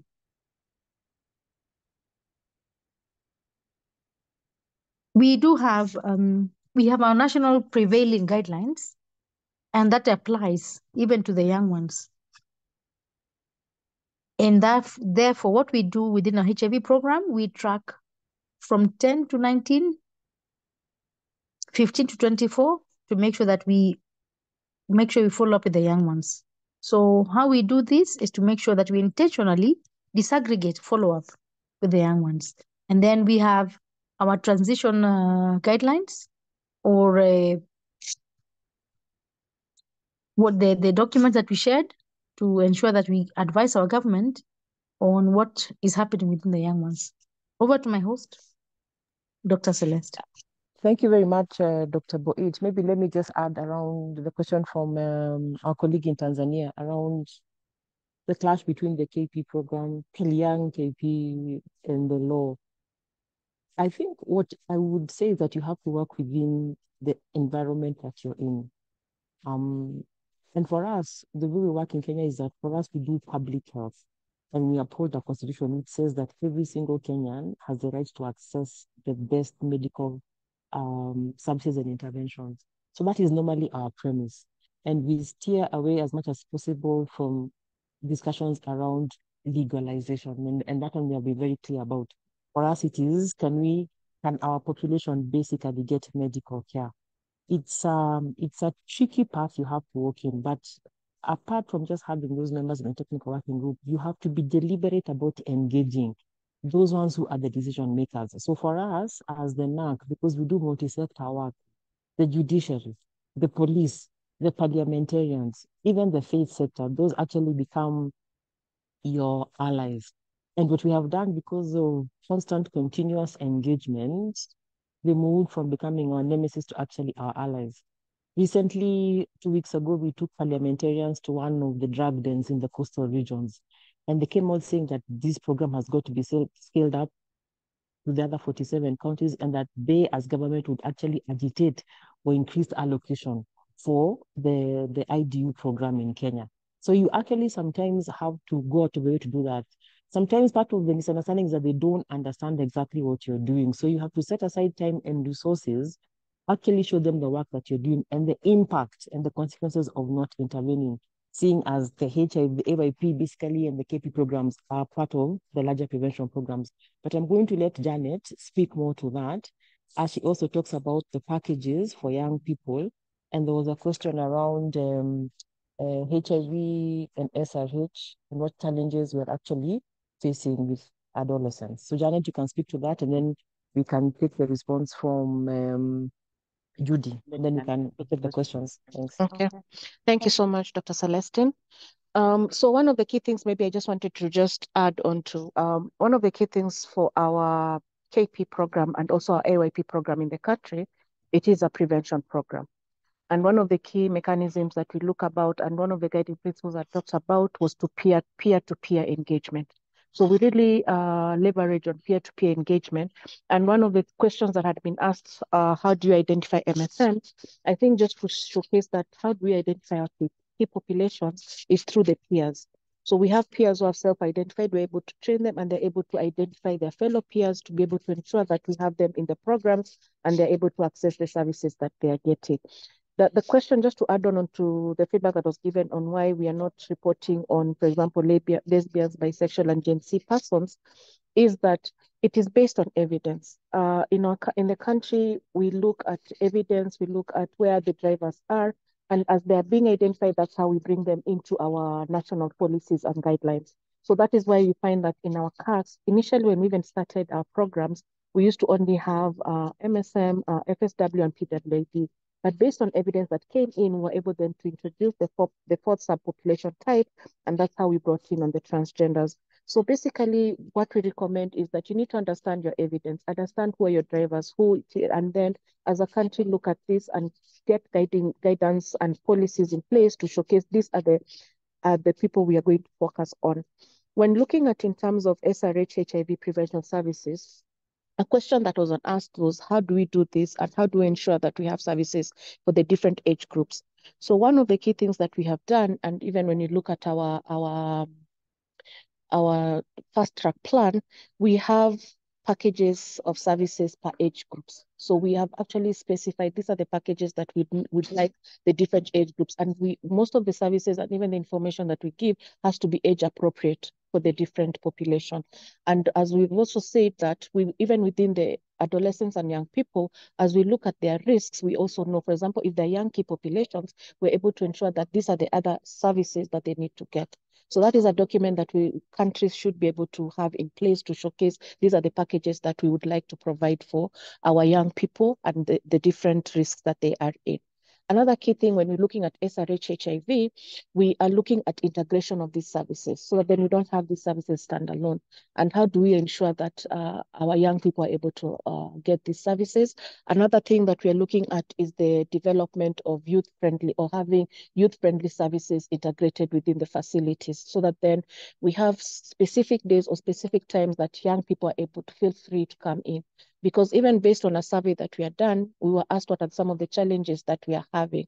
So some of the key challenges we still have as a country, one, we do have our SRH policies. Remember, we're not talking about adolescents and young people, and especially when looking at young key populations, when we're talking about under 18, consent becomes an issue.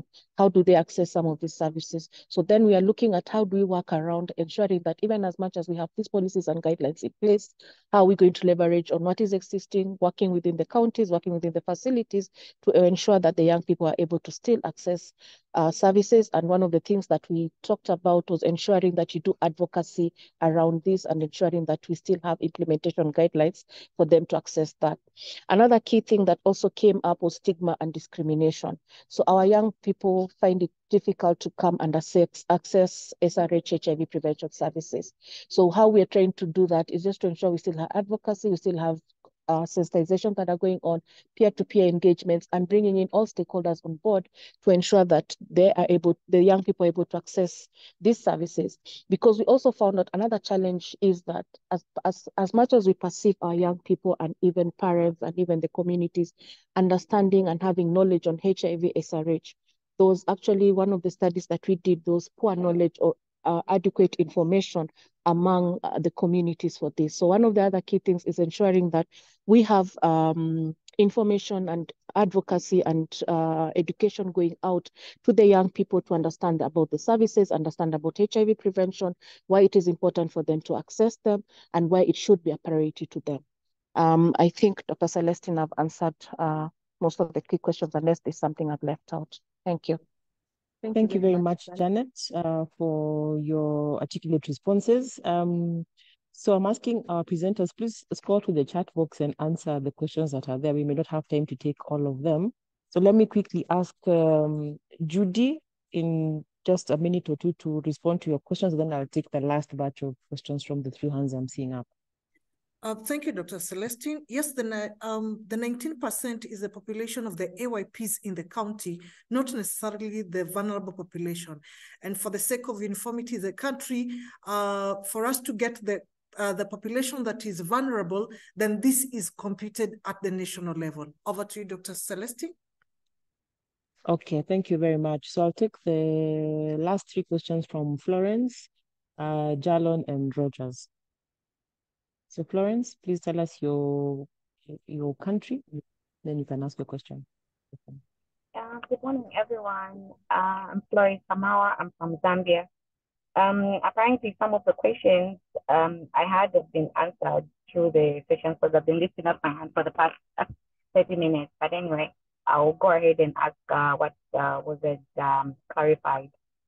So thank you very much for the lovely presentation. It was mind-opening. So one of the questions that I have is on the Kenya presentation, they mentioned over GBV cases for KPs that they are reported and documented. So my particular interest is a group of cases for MSMs.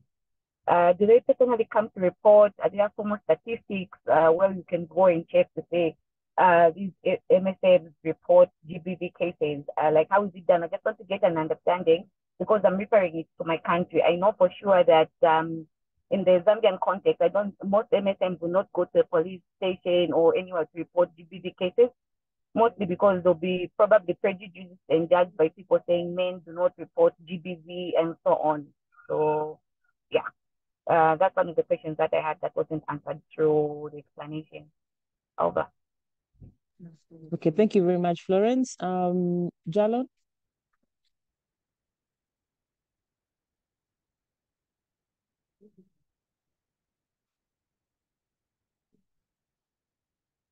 Okay, as you're unmuting yourself, can we hear from Rogers, please?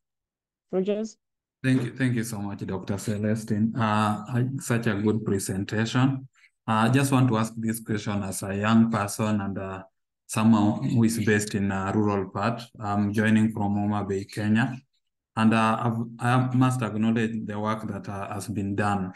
But I've seen that some of the interventions we are still using some of the traditional methods which are not working for young people, especially based on the lifestyle and the stigma that young people are facing in accessing prevention method, especially the key population.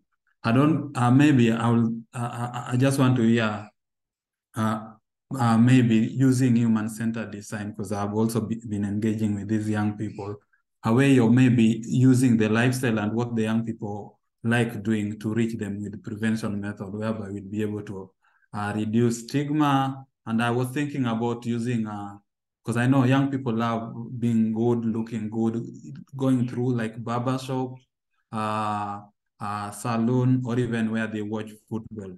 Is this a better way of reaching young people, or maybe the issue of stigma will still be there? Thank you so much. Thank you. So I think yours was a question on both recommendations for us. And if you remember in the presentation, we had said that the fast track plan calls for innovation.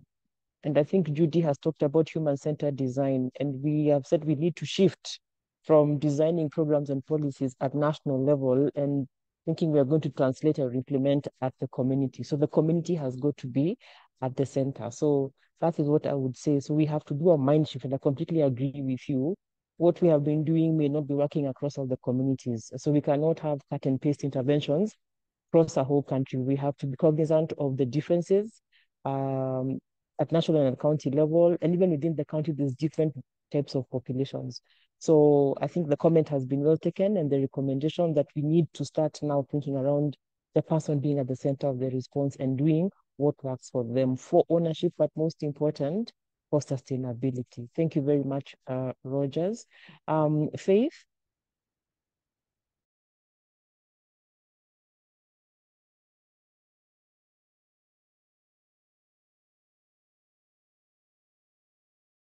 Mr. Faith is not there. So, Jalon, are you able to unmute yourself?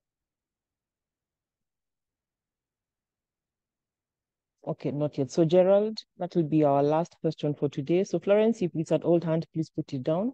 So, Gerald, please ask, and then we shall respond and start doing wrap up. Thank you. Thank you. My name is Gerard, working with the Ministry of Health from Tanzania.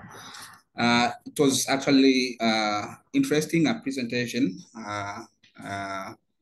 specifically on, I don't know whether Judy from Kenya, on the issue of fast tracking the plan, I don't know, to end the HIV among the adolescent and the youth. My quick question is about the issue of MOH, the collaborations between the Ministry of Health, Kenya, and the Ministry of Education.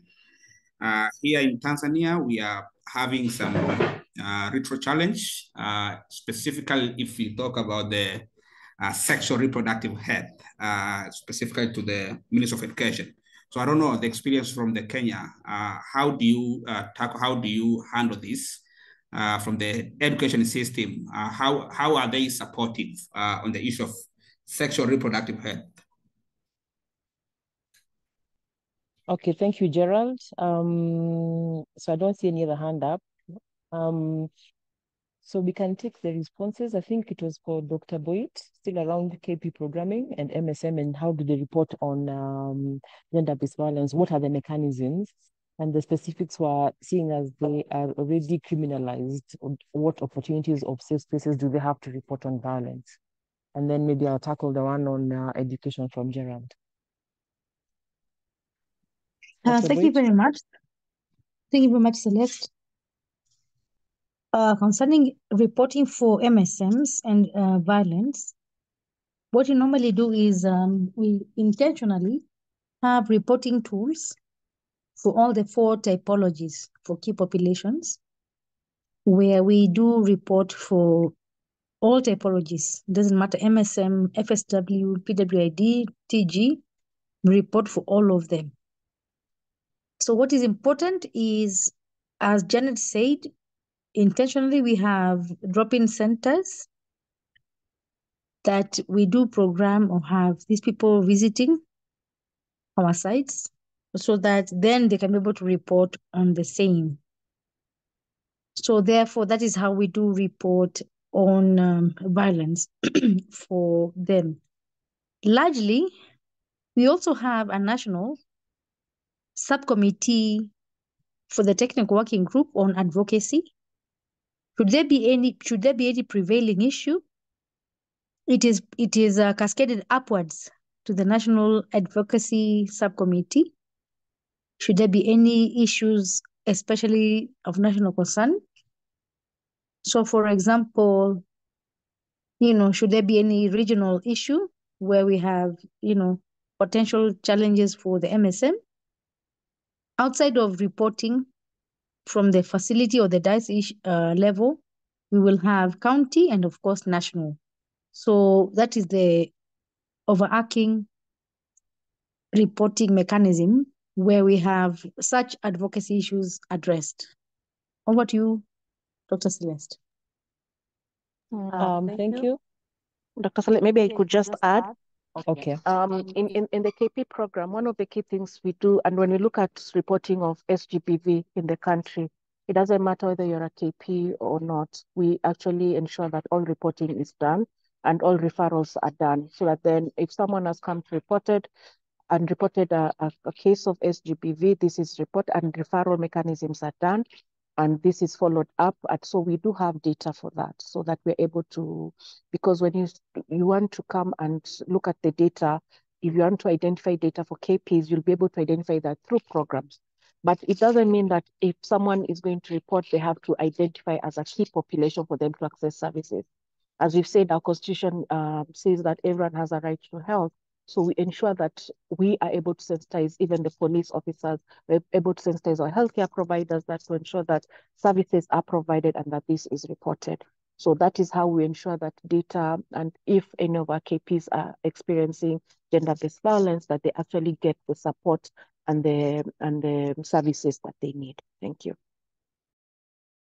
Thank you very much, Janet. So I'll quickly answer the question from Gerald around engagement with the Ministry of Education. For us, they have been extremely supportive, probably one of our biggest allies when it comes to the AYP HIV response. And so what we did, and our engagement began way back in 2016, when in 2015 we looked at our data and saw that 50% of our infections were coming from the age groups of 15 to 24. And so the first thing we did was basically engage their leadership. So we had a high-level meeting between the permanent secretary for education and for health, and we showed them the data, and they actually agreed to work collaboratively. And so that opened the gateways for us basically to be able to engage. And a lot of work has happened in terms of reviewing even the content for the curriculum. I get your question around CSE, because for us, CSE is a term that is not widely accepted in Kenya.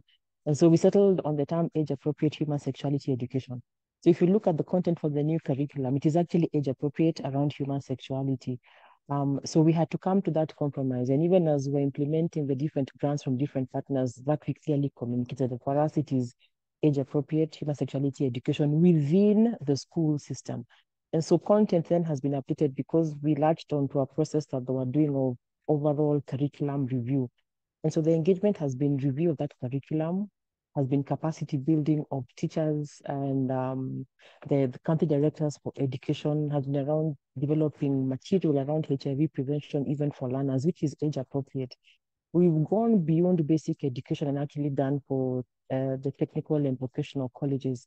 But one thing that we have found, which is staggering for us and alarming, is the knowledge gaps within the education system. I think a lot of education was done around HIV prevention in the 90s at the height of our epidemic, but basic primary HIV prevention has lagged behind and overtaken by treatment and care, understandably so.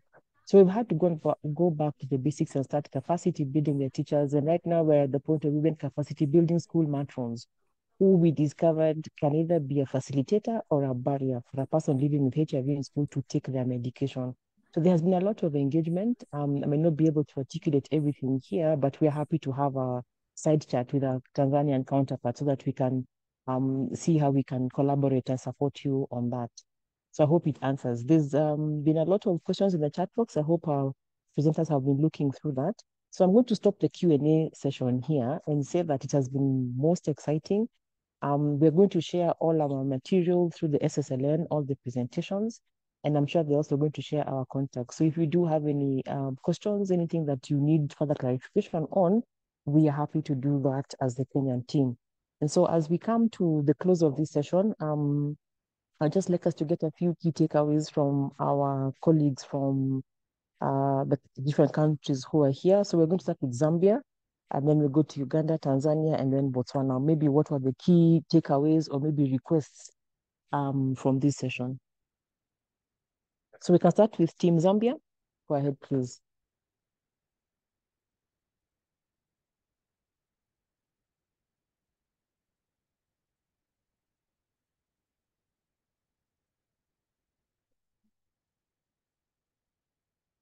Anybody from the Zambia team?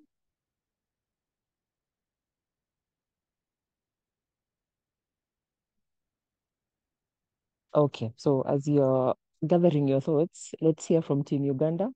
Anybody? The key takeaways or lessons?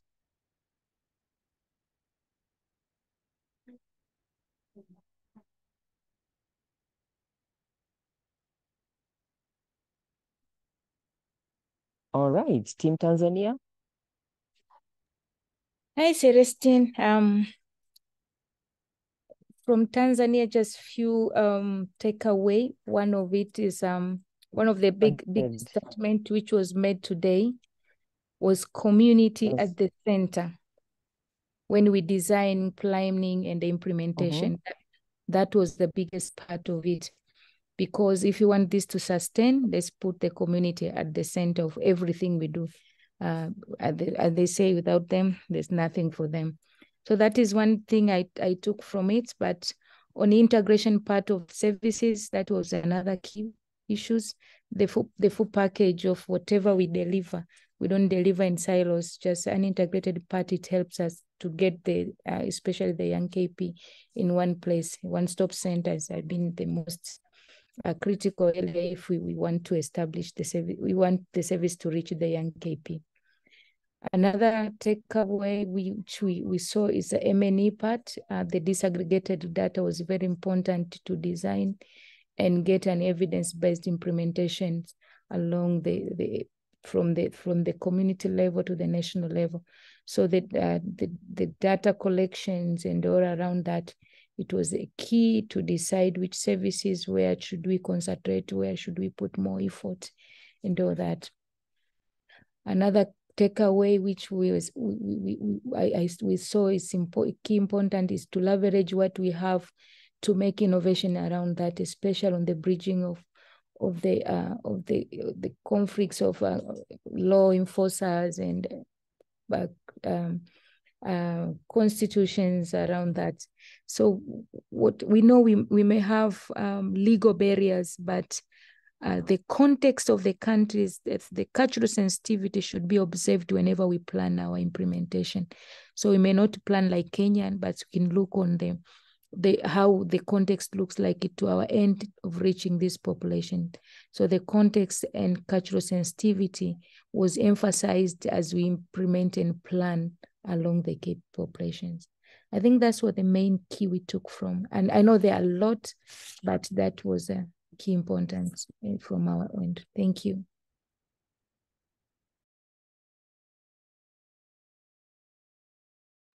Thank you so much, Margaret. I think that was beautifully put. And I like your last statement on you have to be sensitive to your cultural and local context. So adapt, don't adopt what Kenya is doing. So I think our message is home and dry. Thank you very much. Faith?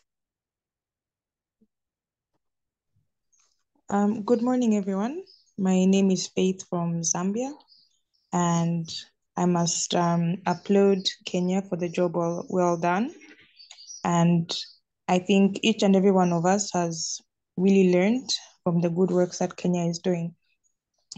The key takeaways, I think, that we've all learned from this discussion would be to integrate, innovate, adopt, and adapt. And I think in the moving times, things are changing from cultural to technology. So it's best we all move together and we all work as a team in order to achieve an HIV-free world. So that's our takeaway. And job well done, Kenya. Thank you. Thank you very much. Thank you very much. Team Uganda?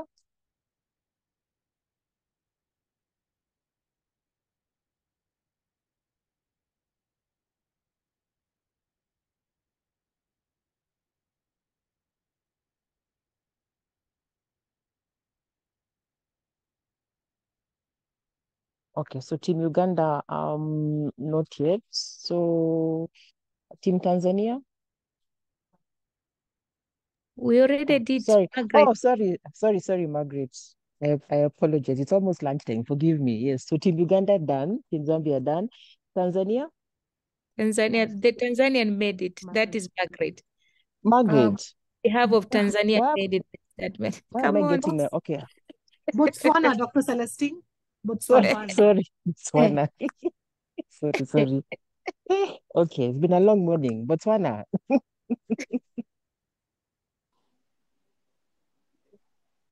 Team Botswana? Thank you, Team Kenya, for a wonderful presentation. I think we have learned a lot as a country. As our take home, we have community-led programming as one of the important aspects of sustainability. That is also going to be led by ownership of the key people that we are programming for, as well as implementation that is at the far most best as a country. We've also learned that the engagement of the stakeholders, more especially the legal people, so that they're able to guide on how is the legal framework when we do our programming, because programming for key populations mainly having issues of the legal environment being threatened, cultural environment being threatened. So we need to engage more of the stakeholders in that aspect. Thank you. Yeah. Also Thank from you very Botswana. much. Yes. Also from Botswana, I think one of the key message that we got is about data for key populations. We have a serious problem of data in Botswana because most data that we get is from the civil society organizations.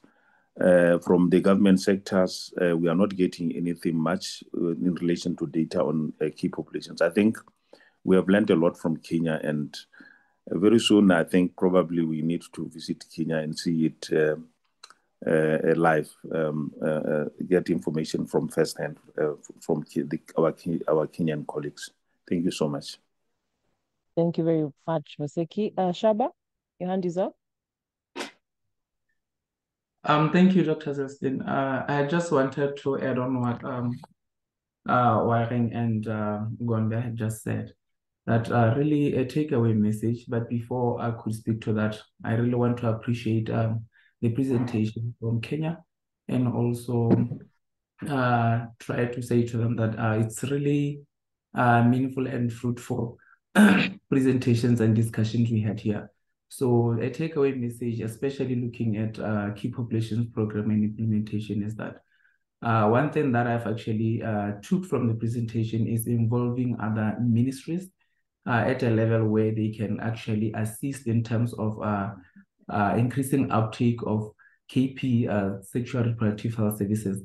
Because remember, the economic status, especially for young female sex workers, that's really a contributing factor to the low uptake of sexual reproductive health services. So really, I'm really thankful that we had this discussion, and also a takeaway is that coming up with actually bringing on board other ministries to support in terms of increasing the uptake of services, especially for the key populations. Thank you. Thank you very much, Shaba. I will take one last comment if there's any before we officially close.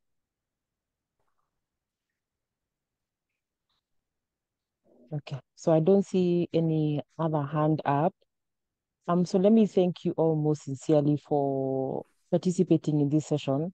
I think as Team Kenya, for us, it is a privilege to share what we are doing.